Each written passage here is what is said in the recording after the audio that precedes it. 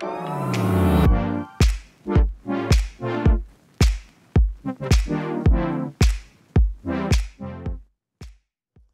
Talde here, guys. We are all about steaks today. So I'm going to show you how to choose and sear and cook a steak. One of my favorite cuts of meat, especially if you are like a little intimidated cooking a steak at home, a New York strip, right? New York strip loin has a little bit of fat here. You see that this cut of meat, it's one, boneless, but two, also has this beautiful flecks of white inside this meat right here. And that's what you're looking for in a good steak. You want that meat, you want that fat inside that meat. It's gonna keep it juicy. It's gonna add a lot of flavor. So first thing I do when I cook steaks is, one, we've left these steaks out on this cutting board for about 10 to 15 minutes to bring it down to room temperature. You wanna cook your steaks at room temperature because it's gonna help cook it more evenly. A healthy amount of salt and pepper. Well, actually, I'm just doing salt right now, and I like to finish with pepper. So it looks like a ton of salt, and it is. It's a lot of salt, but if you think about it, these are about 1-inch steaks. Everything inside isn't getting seasoned, so you're just seasoning the outside. We have our pan here. We've preheated it. It's got to be very hot, ripping hot. Right? You need to see that oil kind of dance around, just like in that pan right there. Right? Second, when you put your steaks into a pan, right? You place down away from you, so it falls that way, so you don't splash any of that hot oil onto you. And then, it's like the hardest part. Don't do anything. Don't touch it. Answer an email. Make sure your kid's not crawling around, putting things in his mouth. Just let it go. Maybe add a little pressure down here. You want to build a beautiful crust, and you can't build a beautiful crust if you keep moving it and flipping it. You want to just let it do its thing. You know, I love cooking steaks on an open fire, you know, over charcoal or hardwood, but my preferred method of cooking a steak is in a cast iron skillet or a nice steel pan. I think you get this really beautiful crust. You don't get the flavor of like wood or charcoal, but what you do get is the ability to build a sauce within this pan, like I'll show you guys in a little bit. But we're talking about 3 ingredients, right? There's no marinades on this. There's no crust that we're putting onto this. It's just really good steaks, and if you're buying really good steaks, it doesn't need much. I prefer dry-aged steaks, but they're not for everybody. The most important thing for me on a steak is, one, that you've seasoned it correctly, you've bought a great steak, but two, that you're treating it in this manner where you're letting it come to room temperature on your board, you're searing it correctly to get a nice crust.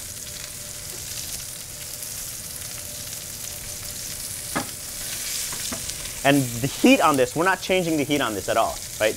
We're letting both sides get nice and crusty, so we're not bringing it up and then down, we're letting it go full blast the entire time.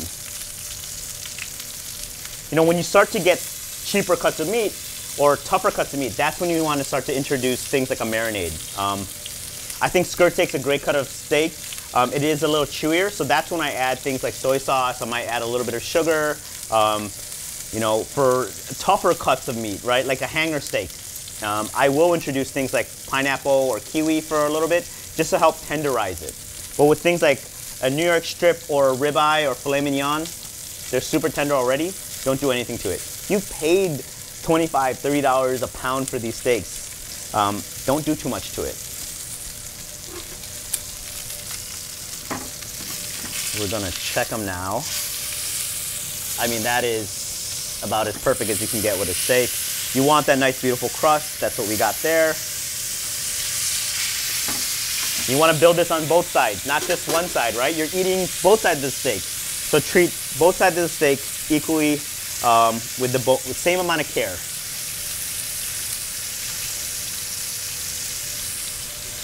We're going to press this down again also. Another thing on a New York strip, you'll see that there's an edge of fat on the side. What I like to do is I like to, after I've seared both sides, I like to stand them up and get that fat nice and crispy as well.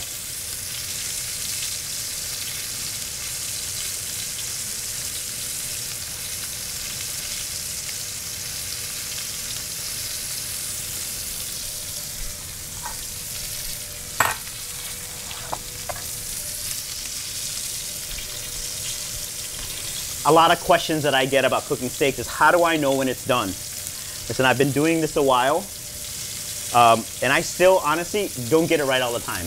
But because I cook a lot of steaks, I know when to pull it. My biggest suggestion to you is you find those meat thermometers. You find ones that will attach to, say, an app on your phone. Use them. You know, 120 is my baseline for mid-rare. 120 to 125. I will pull a steak like this at 125 because it will go up in temperature after it cooks a few degrees. And like 130 mid-rare is generally like a mid-rare for me. But use the thermometer, they help, they'll save the day. It takes the fear of like, is this overcooked or undercooked? I think another thing about steaks that's, if it's undercooked, slice it, pop it in the oven for a few more seconds. Like, don't be afraid that you ruined the steak, you know, just cook it a little longer after you've sliced it. You know, you should eat a steak the way you want to eat it. So even if, like, say you like it mid-rare and someone else likes it medium or mid-well, slice your half slice your half to mid-rare and then take that other person's steak to a little bit higher of a temperature. So we're going to check this. Great sear on the other side. Perfect sear on the other side. We're going to stand this up on its side and get this fat side nice and crispy. So what I do, if you notice that, I will take it and put it on the edge of the pan so it almost has something to lean on. And now that side, that fat side, will get nice and crispy.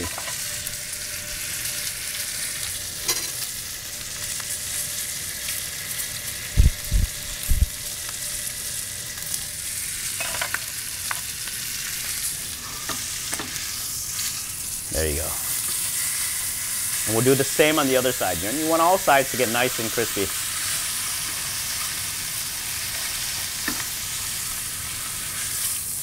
There you go.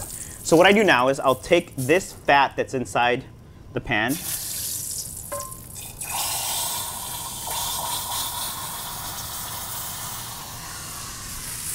empty it out, take some butter, get it into the pan, a couple cloves of garlic, smash it, garlic into the pan. Now we'll reduce the temperature. We'll bring this temperature down to medium, and we will baste our steaks.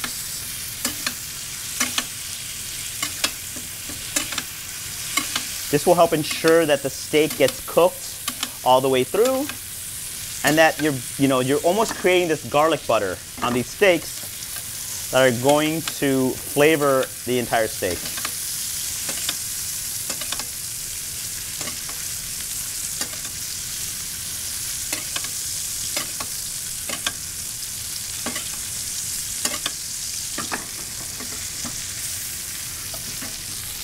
I mean, you can just smell. I mean, it's like this. It's like a steakhouse style steak right now.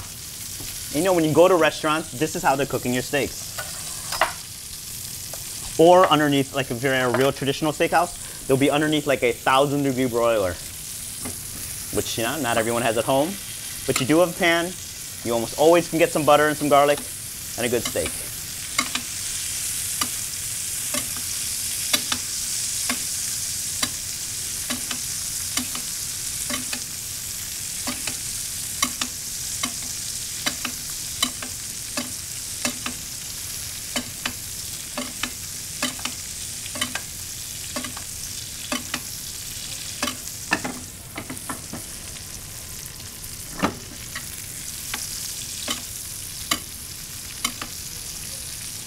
Nice thing about the garlic like this, you will serve this garlic with this steak when it gets nice and golden brown.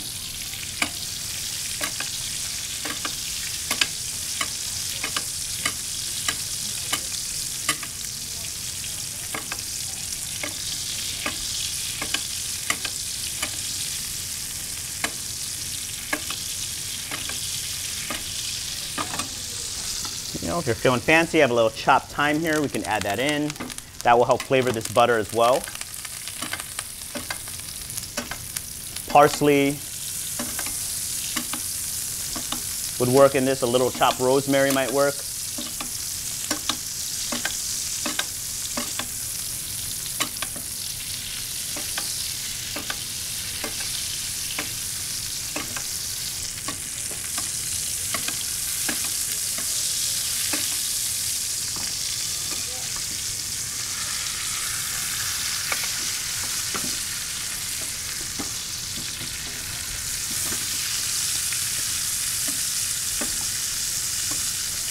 Steak is done.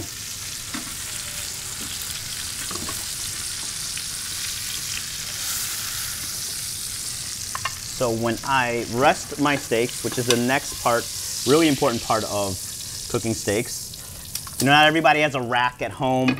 I'll just prop it up over either a fork or a spoon so it doesn't stick to the, or it's not resting against a pan or your plate, so it doesn't continue to cook and steam. You created this beautiful crust and you want to keep that crust. So what I always do, and just to kind of gild the lily, is just pour this beautiful brown butter over my steak.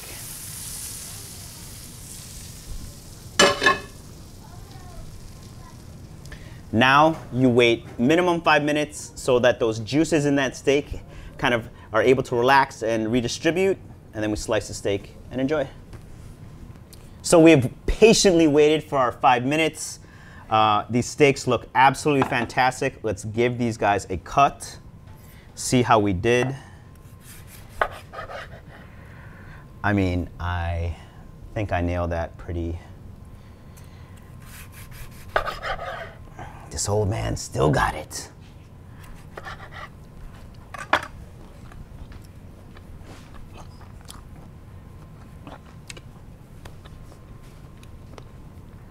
It really proves when you have a great steak and good meat, it needs very little except a hot pan and really great seasoning.